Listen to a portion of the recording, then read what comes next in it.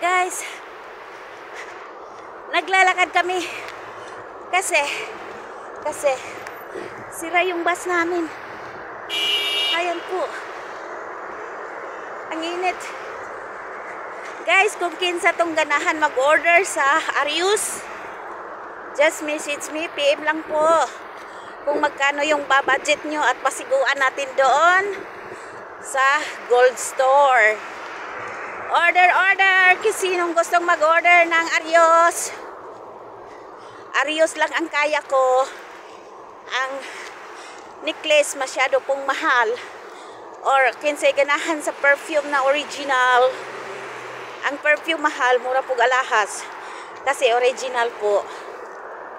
Bagoy. Grabe na to.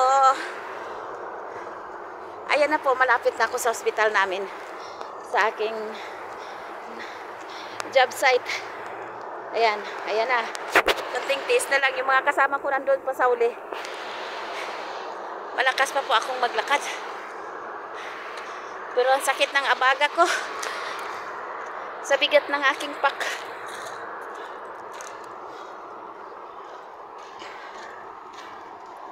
Dahan-dahan lang maglalakad, makakarating din. Kaya guys, mga OFW, konting tipid po, disiplina lang po sa pag-expenses. Kailangan disiplina lang po. Dahil hindi aasinso kung ang lifestyle natin is payaman. Kung gusto mong aasinso, gusto mong yumaman, disiplinahin po ang ating panggastos. Ganon.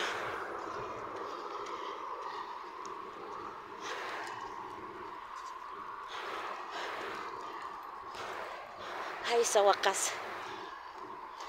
Wala na akong pakialam sa problema, guys. Dahil malapit na akong uuwi. Sa 2 years na paghihintay, maraming pangyayari sa Pinas, guys. Ako still OFW pa rin. Uuwi ako magnegosyo. Ayan na po yung aking job site, hospital ng Macau Medical Center. Ayan. Dahan-dahan ang paglalakad. Makakarating din. Ganon din po sa buhay. Pagsisikap, dahan-dahan at makakarating din. Kamukha ng 2 taon akong nililoko. Natatapos din. Parang bagyo. Lilinaw din. Ang mahalaga, kumikita kahit pakunti-kunti. Lalaki din yan. Promise. At ako'y nakakarating na sa aking hospital. Oh my God.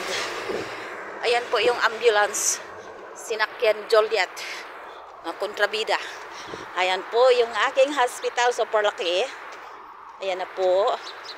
Nakakarating din sa konti-konting lakad. Dahil para kaming tanga doon sa kakaintay ng bus, ay wala ngang bus. Paano ngayon to ang pagpasok sa Hira ay wala akong pamasahe. Oh my God. Andi uwi.